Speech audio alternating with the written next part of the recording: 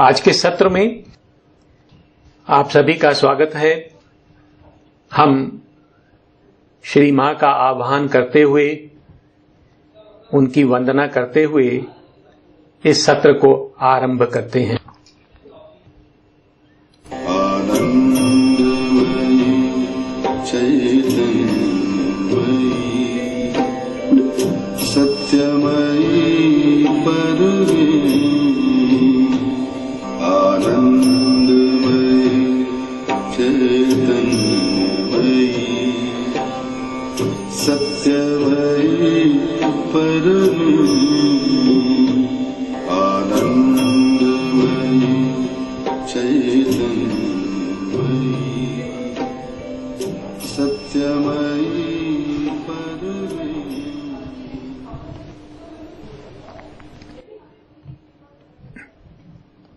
सावित्री, पर्व 10, सर्ग 4, पृष्ठ 650, 650। The dream twilight of the earthly real. पार्थिव सत्य का स्वप्निल और धूमिल लोक। इस सर्ग का जो भाग हमने अभी तक पढ़ा है, उसमें जो तर्क और भाव प्रकट किए गए हैं, उनका सार इस प्रकार से है। यम सावित्री को समझाने का प्रयास कर रहे हैं कि किसी प्रकार से वे अपने संकल्प को छोड़कर धरा पर वापस लौट जाएं। यम जो तर्क दे रहे हैं, उनमें दो विषय वह रख चुके हैं। उसमें जो उन्होंने पहला तर्क सावित्री के समक्ष रखा, तो उन्होंने सावित्री से कहा कि हे सावित्री, ये जगत अपरिवर्तनीय है, अर्थात इसे बदला नहीं जा सकता है। यहां सब कुछ पहले जैसा ही बना रहता है और इस जगत का कोई उद्देश्य नहीं है। यह जगत एक कल्पना मात्र है और जिस प्रकार से एक चलचित्र की कोई अपनी सत्ता नहीं होती, अस्तित्व नहीं होता, उसी प्रकार से इस जगत का कोई अपना अस्तित्व नहीं है। दूसरे शब्दों में कहें तो वे सावित्री से कहते हैं कि यह जो जगत है, मन द्वारा, मन के लिए और मन में खेला गया एक खेल मात्र है। अर्थात जो कुछ भी हमारे समक्ष है, वो केवल मन की कल्पना मात्र है। इस तर्क को रखने के पश्चात यम सावित्री को एक और तर्क देकर समझाने का प्रयास कर रहे हैं और वे सावित्री से कहते हैं कि यदि यह भी मान लिया जाए कि भगवान हैं, तो भगवान मनुष्य की पहुंच से बहुत दूर हैं। वे तटस्थ हैं, उदासीन हैं और आत्म संतुष्ट हैं और उन्हें इस धरा पर प्राप्त नहीं किया जा सकता। तो यह दूसरा तर्क वे सावित्री के समक्ष रखते हैं। सावित्री यम के इन तर्कों को अस्वीकार कर देती हैं। सावित्री यम से कहती हैं कि हे यम, तूने व्यर्थ ही जगत और भगवान के मध्य एक खाई बना दी है। वस्तुतः जगत और भगवान परस्पर निरंतर संपर्क में रहते हैं। भगवान निरंतर इस धरा पर कार्य करते रहते हैं। सावित्री कहती हैं कि जिस प्रकार प्रकृति के विकास के प्रत्येक चरण में कोई अप्रत्याशित शक्ति प्रकट हुई है, उसी प्रकार अब भी दिव्य प्रकाश और अज्ञात शक्तियां प्रकट हो सकती हैं। अर्थात यह धरा बदल सकती है, परिवर्तित हो सकती है। इसके पश्चात सावित्री अपने विषय में यम को बताती हैं कि उनकी जो सत्ता है, उनका जो स्थिति है वो क्या है और उनका उद्देश्य क्या है। सावित्री यम से कहती हैं कि वे मानवीय सीमाओं से मुक्त हैं और भगवान उनके सहज साथी हैं। सावित्री कहती हैं कि मैं जानती हूं कि यह जो जगत है वो भगवान की देह है और मैं उस देह से, उस जगत से प्रेम करती हूं। मैं इस जगत के सभी जीवों से एकात्म हूं और उनकी प्रतिनिधि हूं, और जो मुक्ति मैंने प्राप्त की है वही मुक्ति मैं इन सभी जीवों के लिए चाहती हूं। तो इस प्रकार से सावित्री यम के तर्कों को नकार देती हैं। और अब हम देखते हैं कि यम एक तीसरा तर्क सावित्री के समक्ष रखते हैं। जो पंक्तियां आज हम ले रहे हैं उसमें हम देखेंगे कि यह जो तीसरा तर्क है वो यम सावित्री के समक्ष रख रहे हैं। तो पहला तर्क था कि यह जो जगत है वो एक कल्पना मात्र है, और दूसरा तर्क उनका ये था कि अगर ये मान लिया जाए कि भगवान हैं तो वे तटस्थ हैं, वह उदासीन हैं, आत्मसंतुष्ट हैं और उन्हें इस जगत में प्राप्त नहीं किया जा सकता। तो हम आगे की पंक्तियां देखते हैं और यम इसके बाद कौन सा तर्क रख रहे हैं वो इन पंक्तियों में आएगा।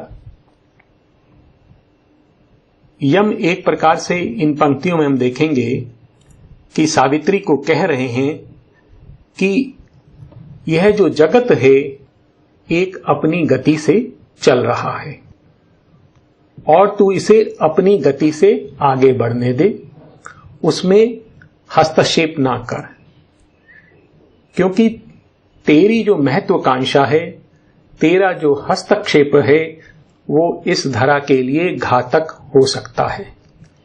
तो एक प्रकार से वो सावित्री को यह बताते हुए रोकना चाह रहे हैं, यह जो जगत है उसको जो चलाने वाली शक्ति है वो अपने आप में सक्षम है, वह जानती है इस जगत को कैसे आगे ले जाना है और वह अपनी गति से कार्य कर रही है।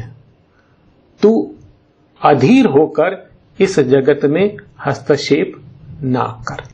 तो यह बात सावित्री के समक्ष रख रहे हैं।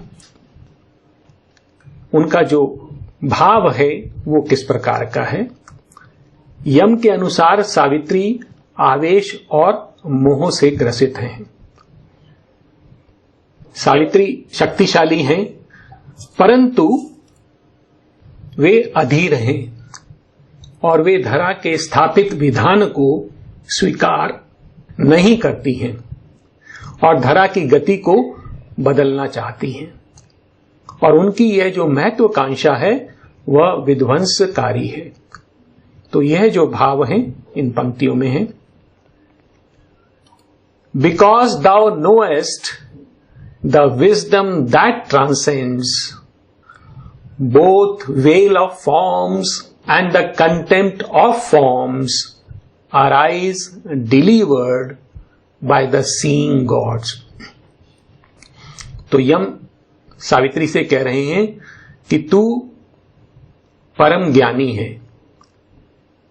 Because thou knowest the wisdom, तो तेरे पास वो प्रज्ञा है, तू उसकी स्वामिनी है। कौन सी प्रज्ञा?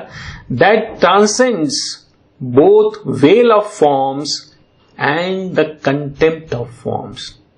तो यह जो तेरे पास प्रज्ञा है वो रूपों का जो आवरण होता है, जो सत्य को छिपा लेता है, वह उससे परे है।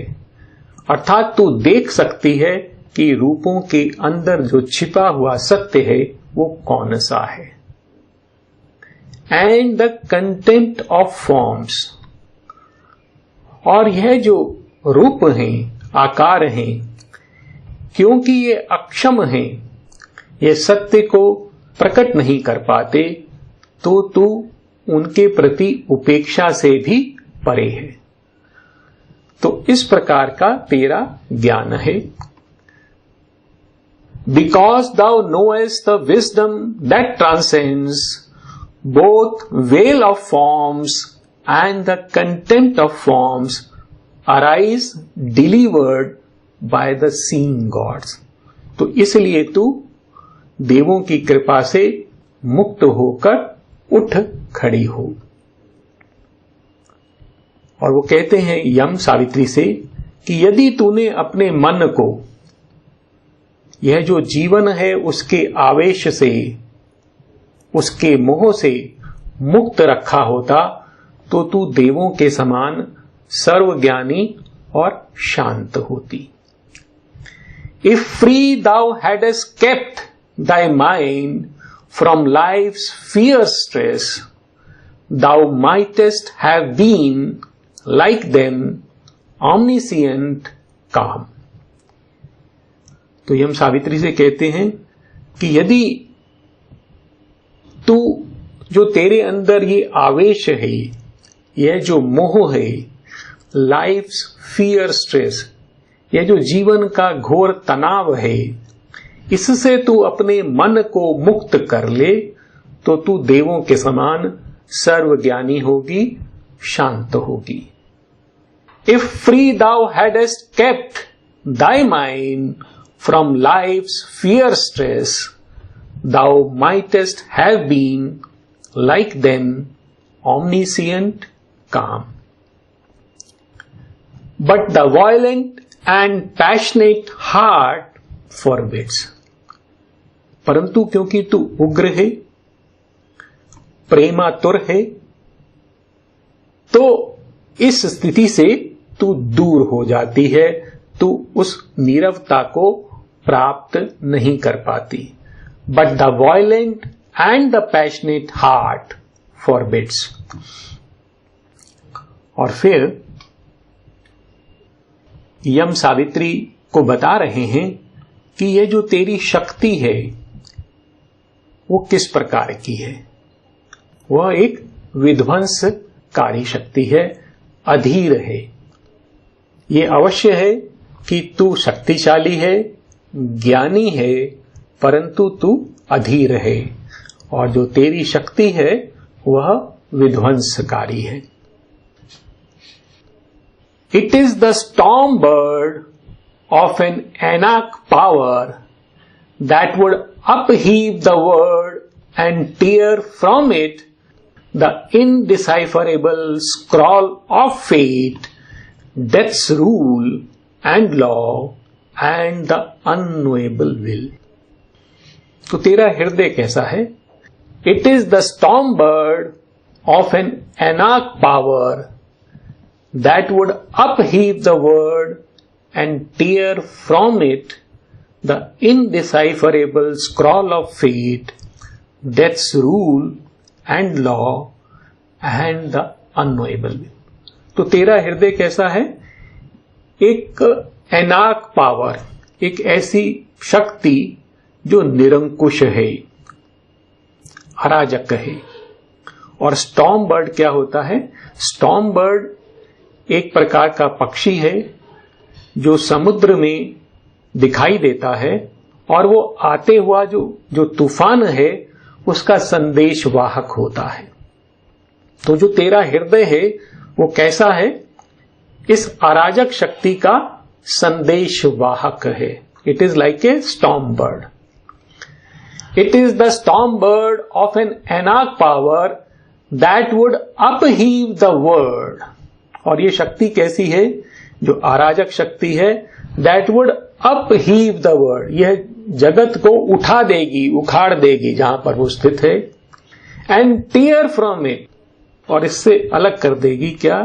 The indecipherable scroll of fate, death's rule and law and the unknowable will. कह रहे हैं कि इस जगत को नियति चलाती है। The scroll of fate, scroll होता है एक ऐसी पत्रिका जो रोल की गई हो और उसमें कुछ लिखा गया हो। पुराने समय में जब किताबें नहीं हुआ करती थी तो जो पत्र हैं वो स्क्रॉल पर लिखे जाते थे, एक लंबे कागज पर लिखे जाते थे जिनको बाद में लपेट लिया जाता था।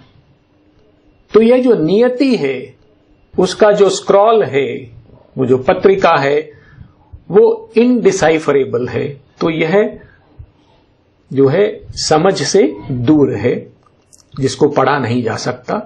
डेथ्स रूल एंड लॉ, जो मृत्यु है उसका विधान और उसका शासन, एंड द अननोएबल विल, और वो जो अज्ञेय संकल्प इस धरा को चला रहा है, यह जो अराजक शक्ति है इनको उससे अलग कर देगी। अर्थात वो यहां पर विध्वंस कर देगी, इस जगत को अस्त व्यस्त कर देगी। It is the storm bird of an anarch power that would upheave the world and tear from it the indecipherable scroll of fate, death's rule and law and the unknowable will. तो जिन विधान से यह जगत चल रहा है उससे यह शक्ति जगत को अलग कर देगी। तो ये हम बता रहे हैं कि इस प्रकार की जो शक्तियां हैं वो क्या करती हैं। Hasteners to action, violators of God are these great spirits who have too much love. तो ये महान आत्माएं हैं सावित्री के समान। These great spirits who have too much love, और वो उनके हृदय में अपार प्रेम है, वो जगत से प्रेम करती हैं, उसे उसके कष्टों से मुक्त करना चाहती हैं। Hasteners to action, violators of God, परंतु ये भागवत विधान का अतिक्रमण करती हैं और यह कर्म की ओर शीघ्र ही दौड़ पड़ती हैं। ये अधीर हैं, ये जगत को प्रेम करती हैं, उसको मुक्त करना चाहती हैं, परंतु भागवत विधान का विरोध करती हैं, उसका अतिक्रमण करती हैं और कर्म के लिए शीघ्र तत्पर रहती हैं। Hasteners to actions, violators of God are these great spirits who have too much love, and they formed like thee, for both are thou. और वो तेरे जैसी ही निर्मित हैं, क्योंकि ये दोनों जो भाव हैं ये तेरे अंदर भी विद्यमान हैं। एक तो कर्म के प्रति शीघ्रता से दौड़ना अर्थात अधीरता, और भागवत विधान का अतिक्रमण करना, उसको स्वीकार नहीं करना। तो ये सत्ताएं उसी प्रकार से हैं जैसे तू है। Hasteners to action, violators of God are these great spirits who have too much love, and they who form like thee, for both are thou, have come into the narrow bounds of life। तो ये जो जगत है, ये जो जीवन है, बहुत सकरा है, संकीर्ण है। ये शक्तियां उसमें आ गई हैं। Have come into the narrow bounds of life with too large natures overleaping time। और इनकी जो शक्ति है, इनकी जो प्रकृति है, वो बहुत विशाल है, वो इस जग में समा नहीं सकती है। यह जगत उनके लिए छोटा है। तो ये इतनी महान शक्तियां हैं। ओवरलीपिंग टाइम, और ये समय की गति को लांग रही हैं, अर्थात जिस गति से समय चल रहा है उसको तोड़ रही हैं, उसको पार कर रही हैं, अधीर हैं।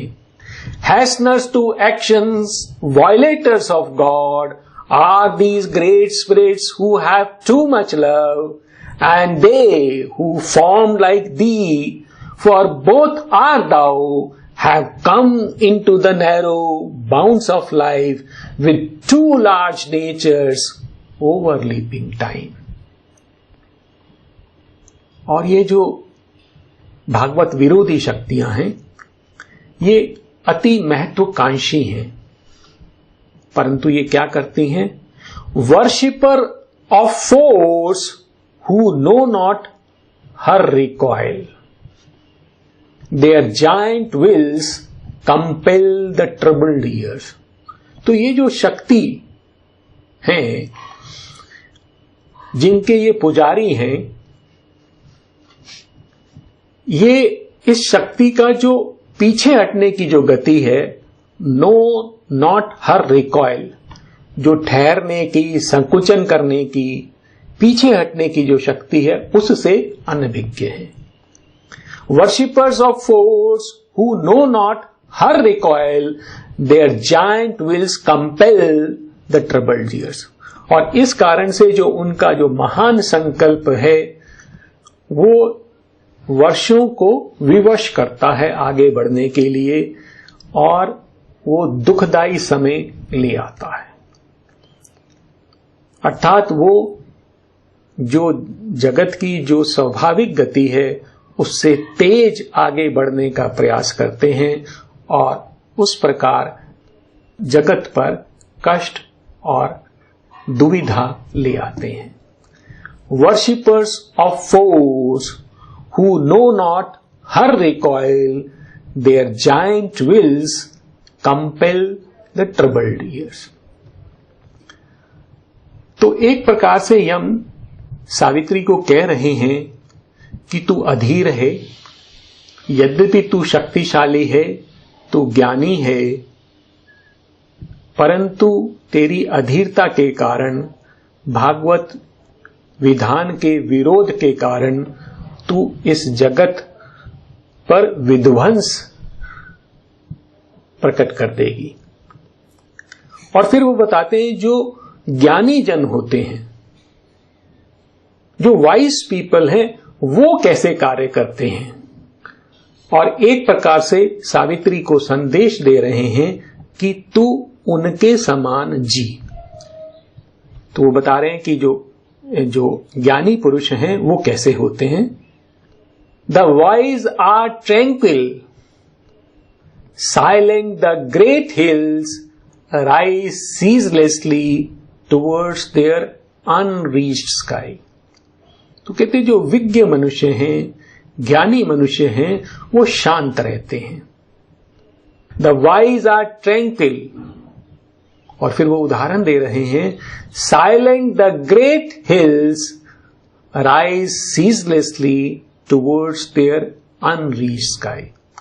तो जो वो विशाल पर्वतों के समान मूक रहते हैं, और वो ऐसे आकाश जो दूर हैं, जो उन्होंने अभी प्राप्त नहीं किए, उसकी ओर निरंतर उठते रहते हैं।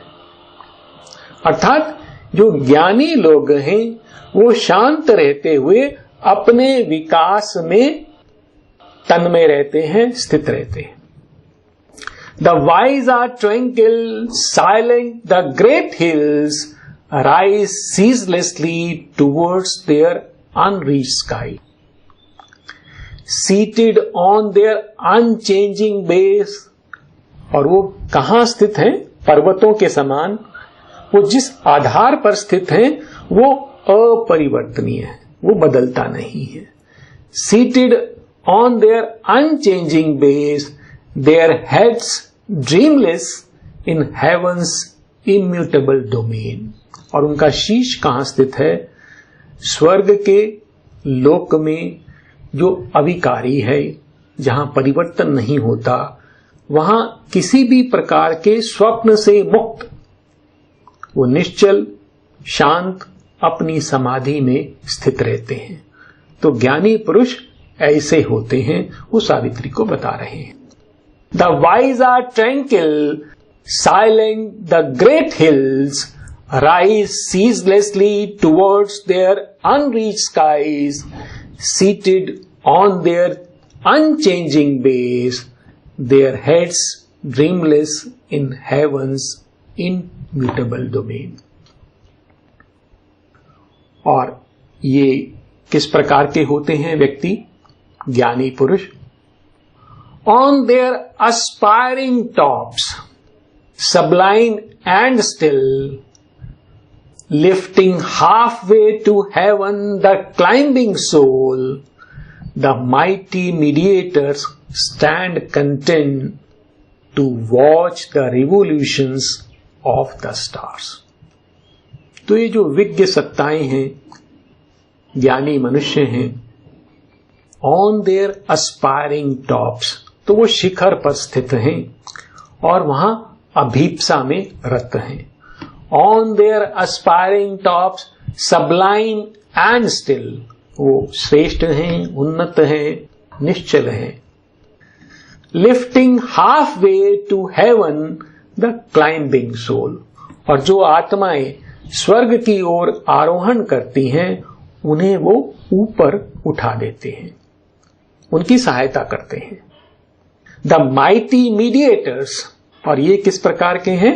ये शक्तिशाली मध्यस्थ हैं. Stand content, और ये अपने आप में संतुष्ट रहते हैं. To watch the revolutions of the stars, तो यह जो तारों के जो चक्र हैं, जो काल का चक्र है, उसको देखकर वो संतुष्ट रहते हैं. अब अर्थात वो इस जगत में हस्तक्षेप नहीं करते. जो आत्माएं ऊपर की ओर जा रही हैं उनकी सहायता अवश्य करते हैं, उनको ऊपर ले जाने में हेल्प करते हैं, परंतु इस जगत के चक्र में वो हस्तक्षेप नहीं करते, वो संतुष्ट रहते हैं. On their aspiring tops, sublime and still, lifting halfway to heaven the climbing soul, the mighty mediators stand content to watch the revolutions of the stars. Motionlessly moving with the might of earth, they see the ages pass and are the same. तो यह जो विज्ञ जन है, यह निश्चल रहते, motionlessly. अब शब्द देखिए दोनों, मोशनलेसली मूविंग, तो चल भी रहे हैं और निश्चल भी हैं, अर्थात वो हस्तक्षेप नहीं कर रहे हैं. Motionlessly moving with the might of earth, तो ये धरा अपनी एक गति कर रही है और उसकी गति बड़ी शक्तिशाली है. यह जो विज्ञ जन है उस शक्तिशाली गति के साथ साथ आगे चलते रहते हैं, उसे बदलने का प्रयास नहीं करते.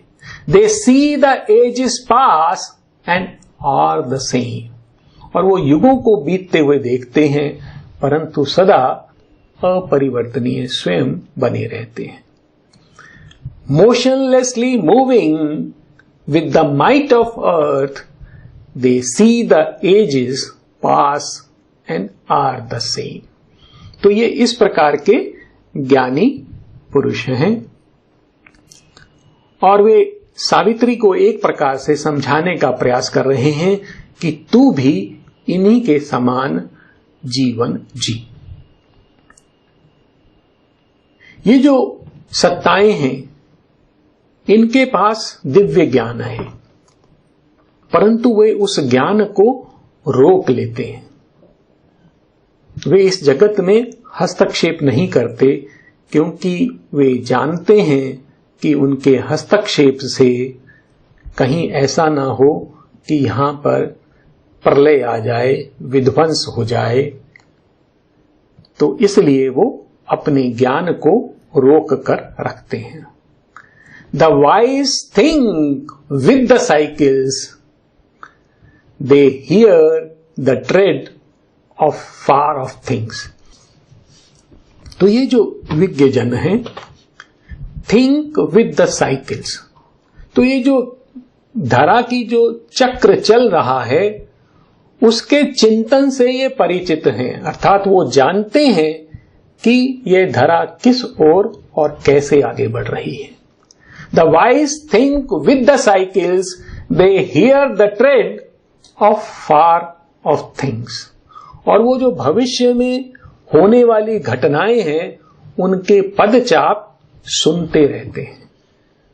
तो उनको पता है कि भविष्य में क्या होने जा रहा है.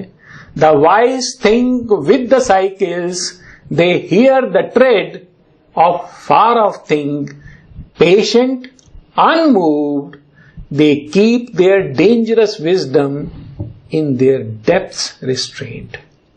और वो क्या करते हैं? वो धीर हैं, पेशेंट हैं, अनमूव्ड, अचल हैं, हस्तक्षेप नहीं करते.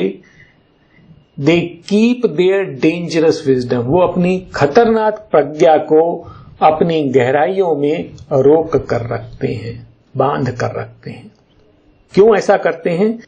लेस्ट man's frail days into the unknown should सिंग.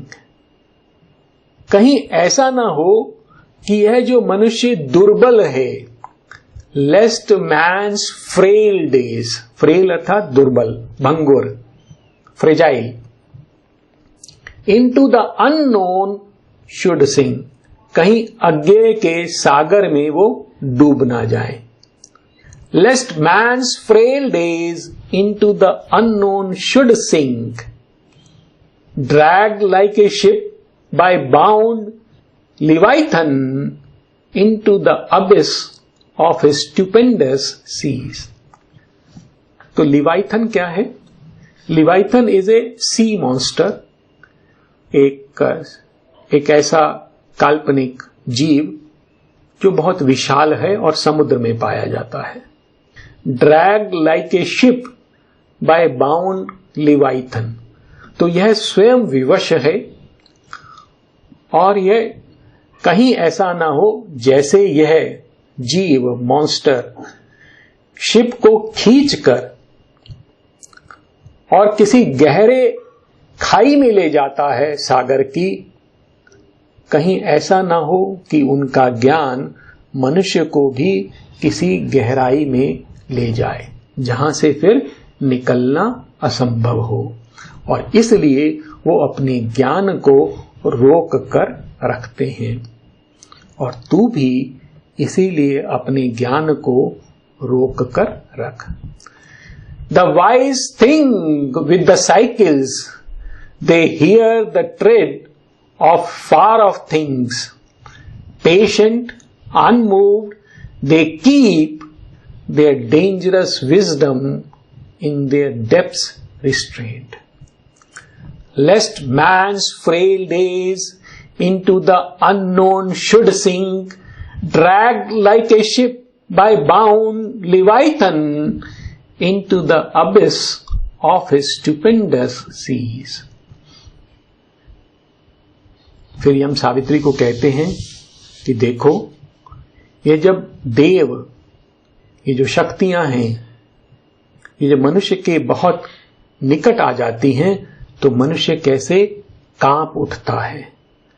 अर्थात मनुष्य परिपक्व नहीं है उनका सामना करने के लिए, उनको स्पर्श करने के लिए. Lo how all shakes when the gods tread too near.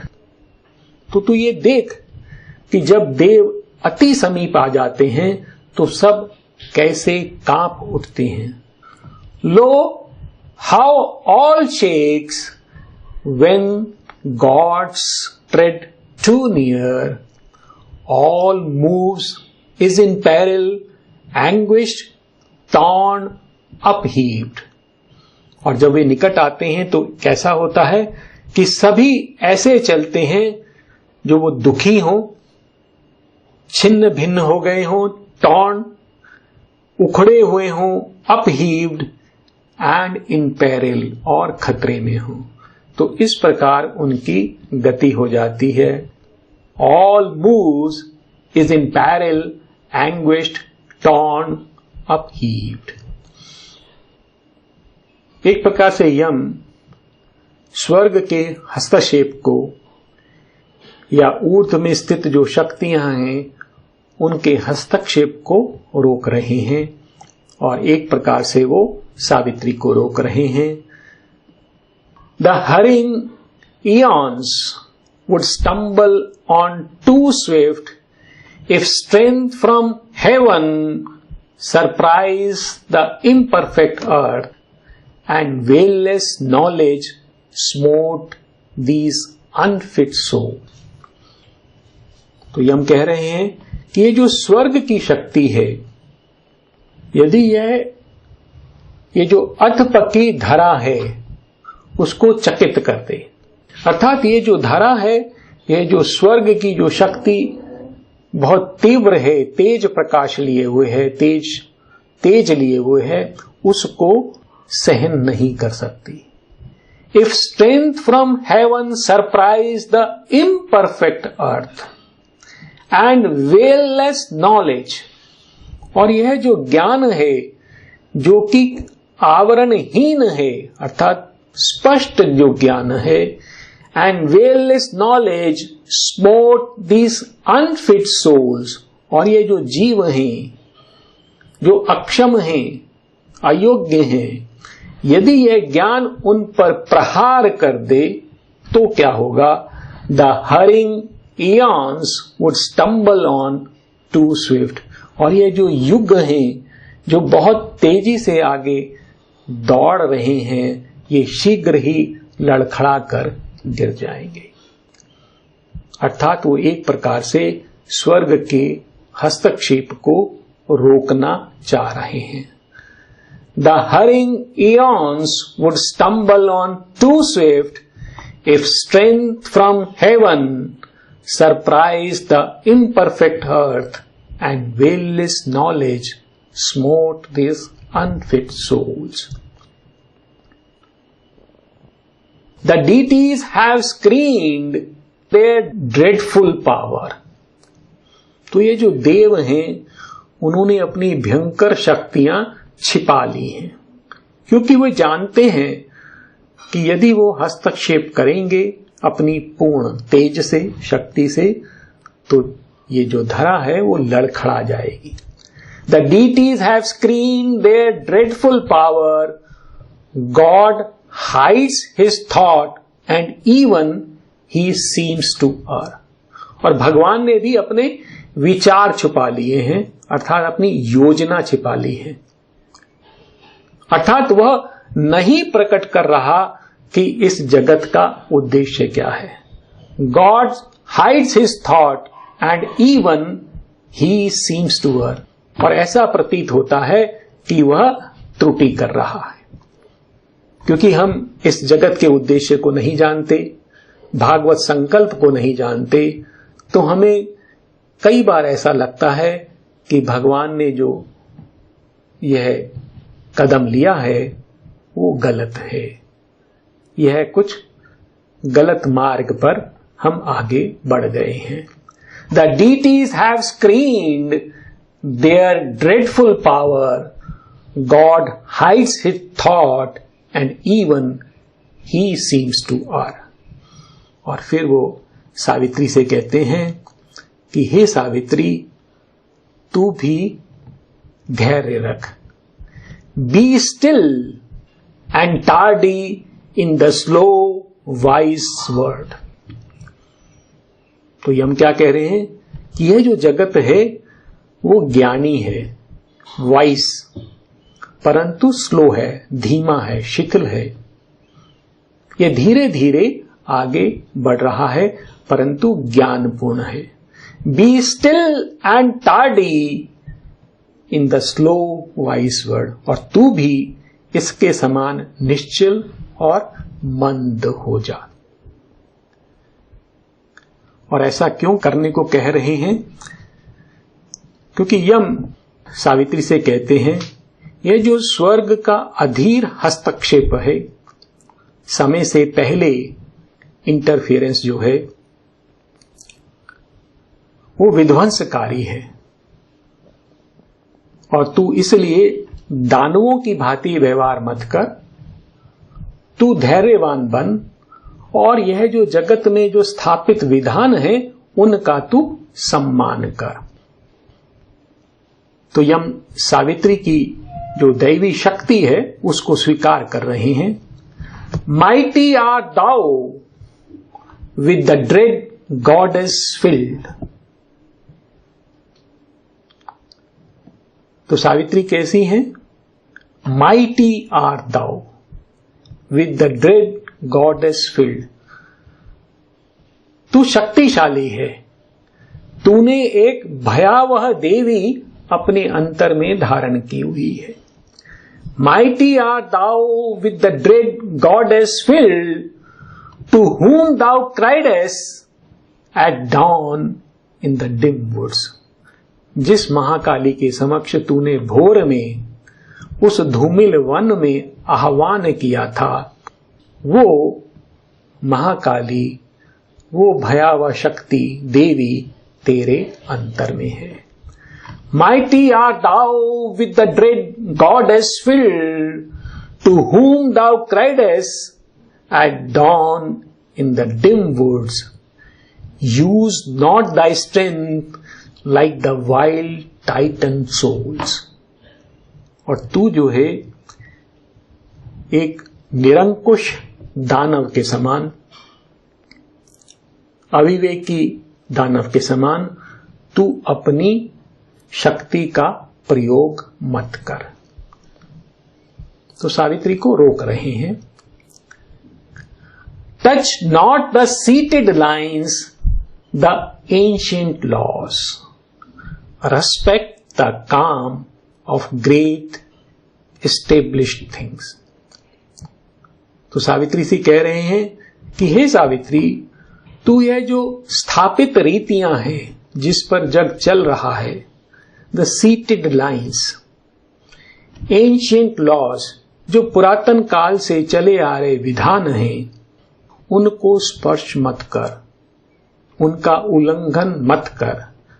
Touch not the seated lines, the ancient laws, respect the calm of the great established things. और यहां पर जो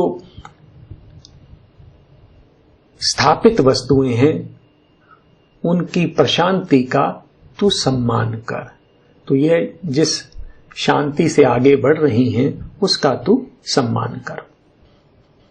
तो एक प्रकार से यम सावित्री को बहुत तेजी से आगे बढ़ने से रोक रहे हैं। वे चाह रहे हैं कि वो इस धरा पर हस्तक्षेप ना करें। इस प्रकार के जो भाव हैं सावित्री में एक जगह और हमारे समक्ष आते हैं।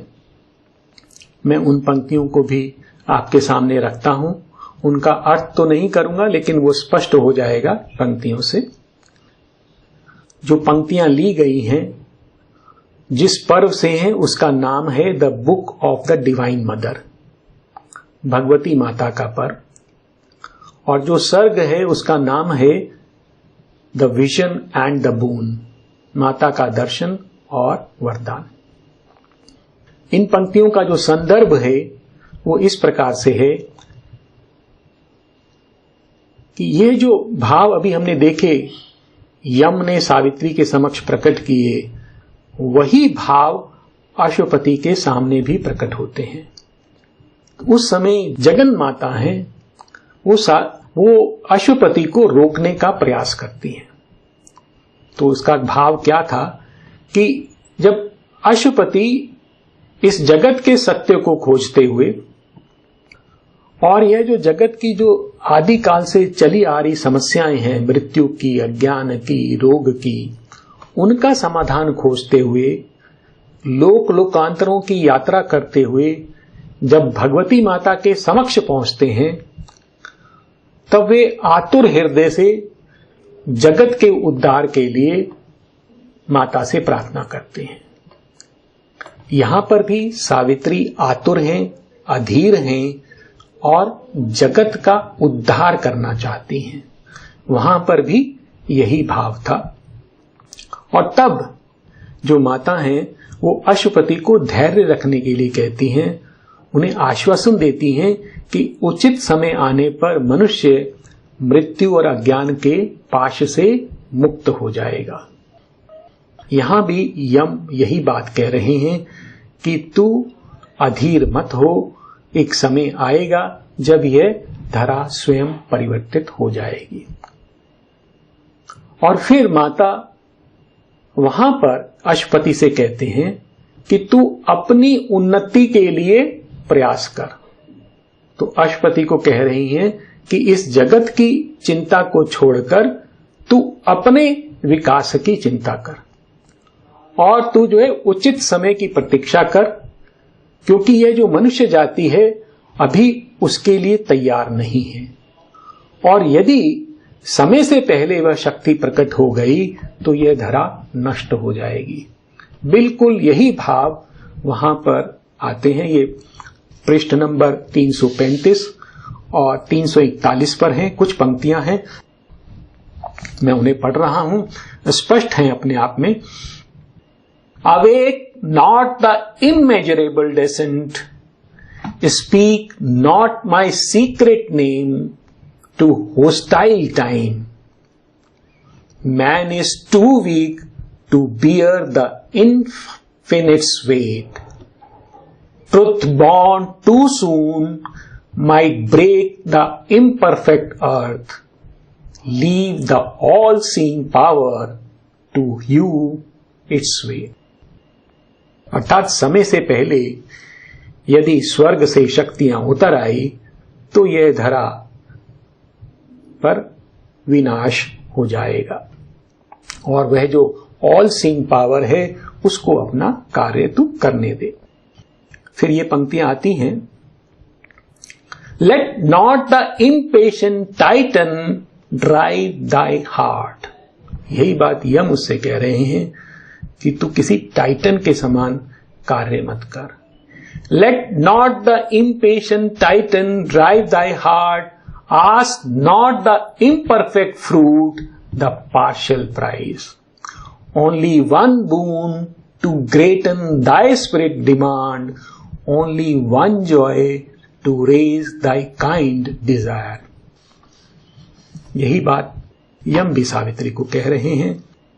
Above blind fate and the antagonist power, moveless there stands a high unchanging will, to its omnipotence leave thy work's result, all things shall change in God's transfiguring hour।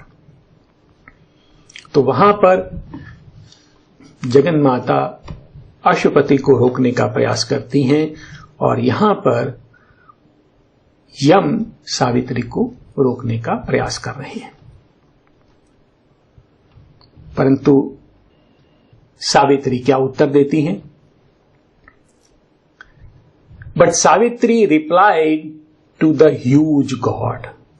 Savitri विशाल देव को उत्तर देती हैं, what is the calm thou wantest, O law, O death। तो सावित्री यम से कहती हैं, वे कौन सी शांति है हे धर्मराज। यम जो हैं धर्मराज भी हैं, वो धर्म की स्थापना करते हैं। ओ डेथ, मृत्यु के भी देव हैं। तू किस शांति का गुणगान कर रहा है? What is the calm thou wantest, O law, O death। हे यम, तू किस शांति का गुणगान कर रहा है? तो फिर वो बताती हैं यम को कि क्या ये वो शांति नहीं है? तो कौन सी शांति है? Is it not the dull vision tread inert of monstrous energies chained in a stark ground, soulless and stone-eyed with mechanic dreams। तो ये कैसी शांति है? वो बताती हैं, of monstrous energies। तो जो दानवी शक्तियां हैं, परंतु वो दानवी शक्तियां कैसी हैं? chained in a stark ground, वो एक व्यर्थ चक्र में कैद है। soulless, वो आत्मविहीन है। स्टोन आइड, वो दृष्टिहीन है। विद मैकेनिक ड्रीम्स, उनके जो स्वप्न हैं वो भी बंधे हुए हैं। अर्थात वो एक प्रकार से जड़ शक्तियां हैं जिनमें आत्मा नहीं है, जिनके स्वप्न बंधे हुए हैं, जिनकी दृष्टि नहीं है, ऐसी शक्तियों का जो यह डल विजन ट्रेड, यह जो अंधा और अचेतन जो इनकी गति है, क्या इस शांति की तू बात कर रहा है? Is it not the dull vision tread inert of monstrous energies chained in a dark round, soulless and stone-eyed with mechanic dreams? तो तू इस शांति की बात कर रहा है, और यदि ऐसा है तो बहुत महत्वपूर्ण पंक्ति सावित्री बता रही हैं, Vain the soul's hope if changeless law is all. बहुत सुंदर पंक्ति है। कहते हैं यदि ये जो अपरिवर्तनीय विधान है वही सब कुछ है, अर्थात कुछ भी नहीं बदलना है, यही एक विधान है, तो आत्मा की आशा व्यर्थ है, आत्मा का अस्तित्व भी व्यर्थ है। आत्मा जो स्वतंत्र है, जो सभी नियमों से परे है, जो विधानों की रचना करती है, जो नियति से परे है, मृत्यु से परे है, यदि सब कुछ अपरिवर्तनीय है तो उसका कोई औचित्य नहीं है, क्योंकि आत्मा इन सब से ऊपर है। Vain the soul's hope if changeless law is all. तो वो चुनौती दे रही हैं यम को कि यह जो अपरिवर्तनीय विधान है वही सब कुछ नहीं है, इससे ऊपर भी एक शक्ति है। Ever to new and unknown press on the speeding eons justifying God. कहते ये जो नया और अज्ञात भविष्य है, ever to the new and the unknown press on, तो यह जो अज्ञात भविष्य है ये सदा दबाव डालता रहता है। The speeding aeons justifying God, और ये जो दौड़ते हुए युग हैं ये भगवान के अस्तित्व को सिद्ध करते हैं। अर्थात ये जो परिवर्तन है, यह जो नया और अज्ञात का प्रकट होना है, वही तो भगवान का द्योतक है, वही भगवान को सिद्ध करता है। Ever to the new and the unknown press on the speeding aeons justifying God.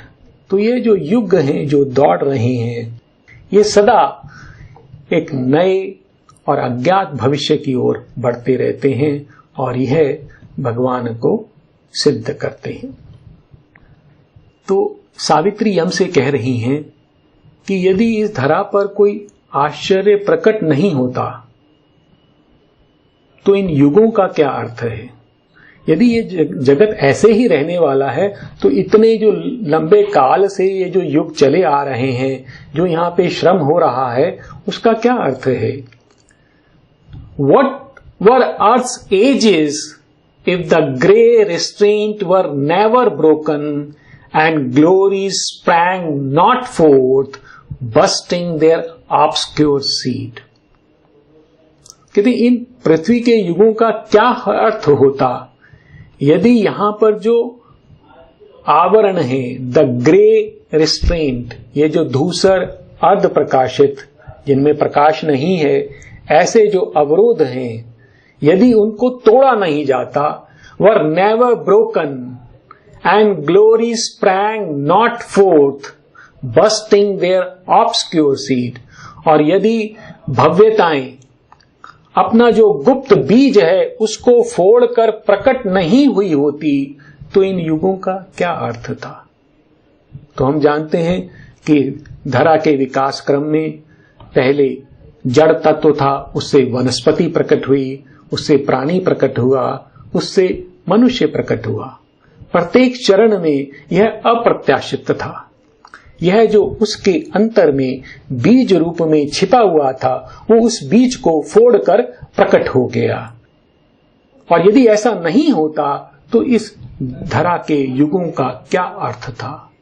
What were Earth's ages if the grey restraint were never broken and glory sprang not forth, bursting their obscure seed? Or while man's slow life leaped hurried into sudden splendid paths by divine words and human gods revealed.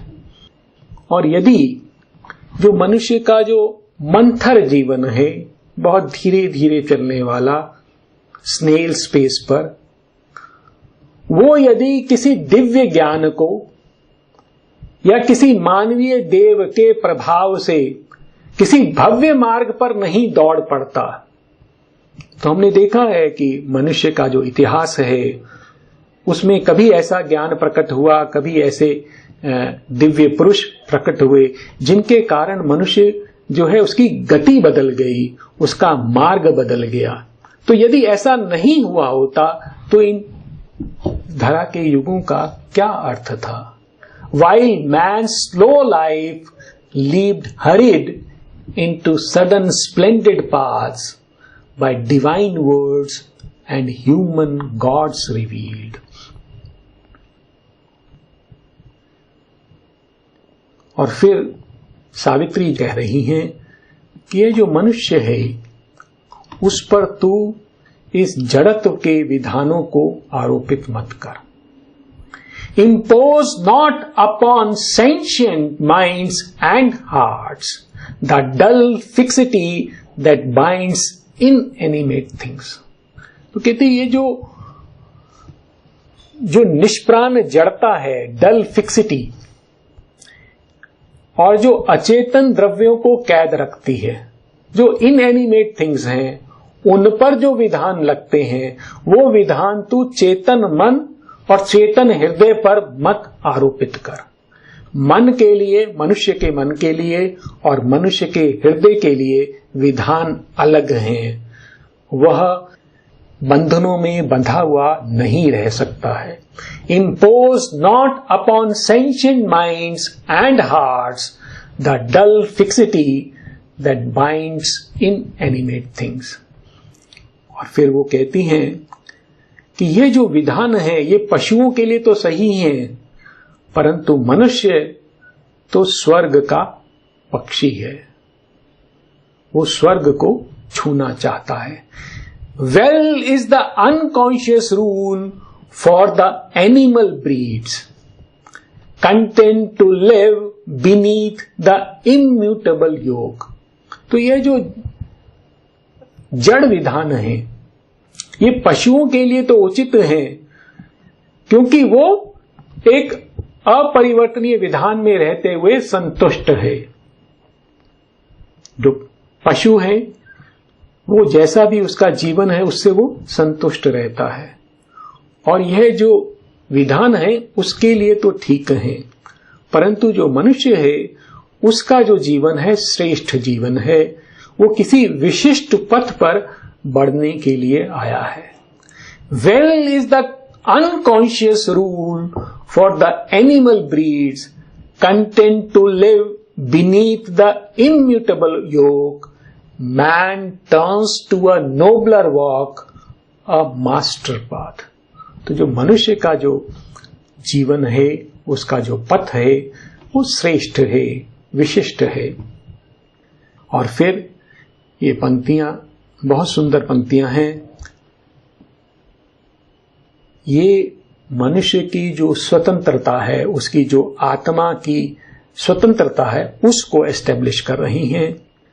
तो सावित्री हमसे कहती हैं, I trample on thy law with living feet.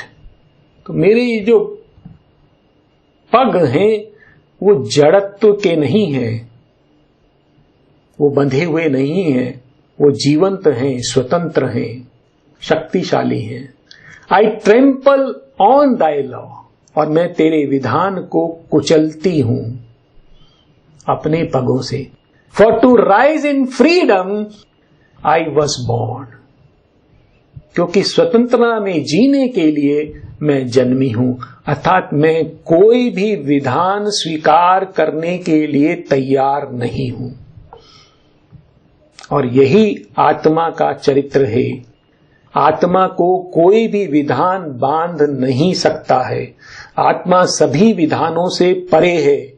आत्मा विधानों की रचना करती है, परंतु वह स्वयं कभी किसी विधान से नहीं बंधती है।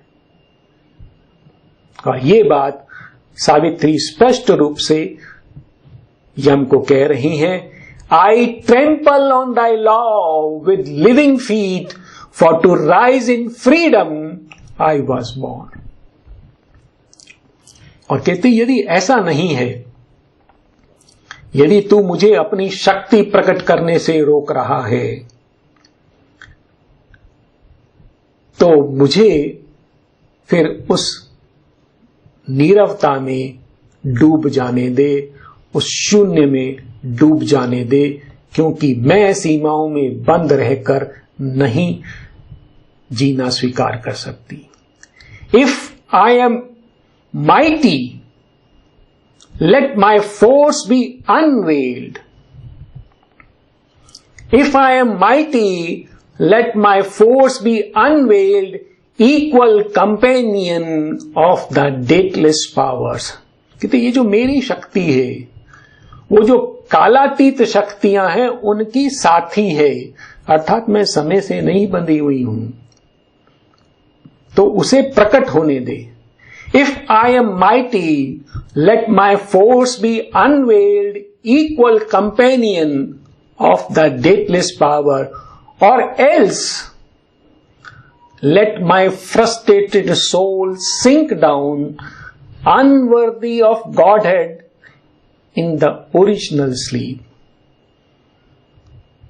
और यदि मेरे को अपनी शक्तियां पकड़ करने की स्वतंत्रता नहीं है, तो मेरी हताश आत्मा को, जो देवत्व के लिए उपयुक्त नहीं है, उसको आदि निद्रा में डूब जाने दे।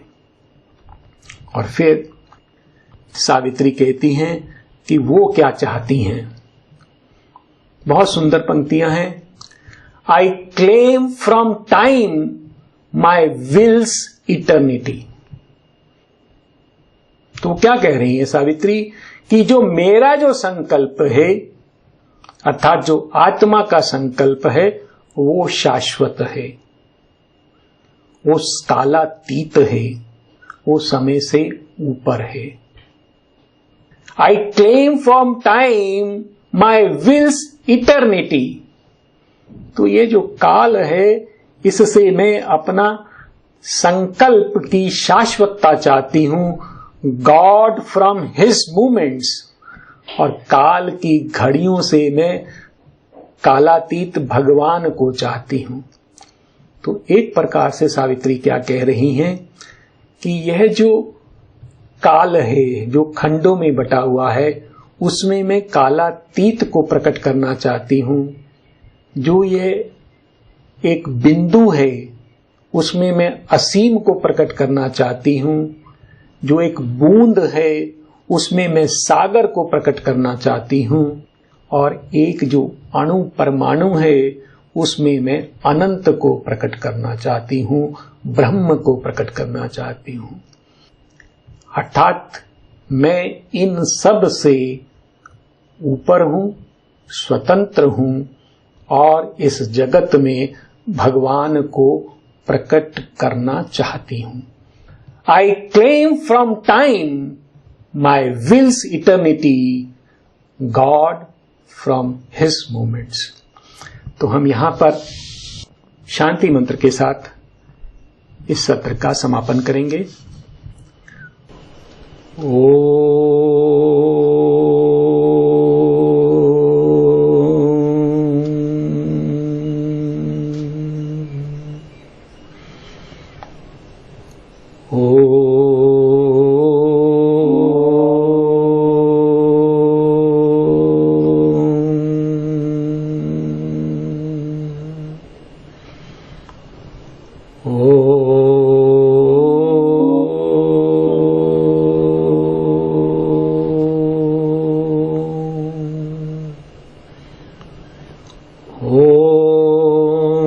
शांति शांति शांति।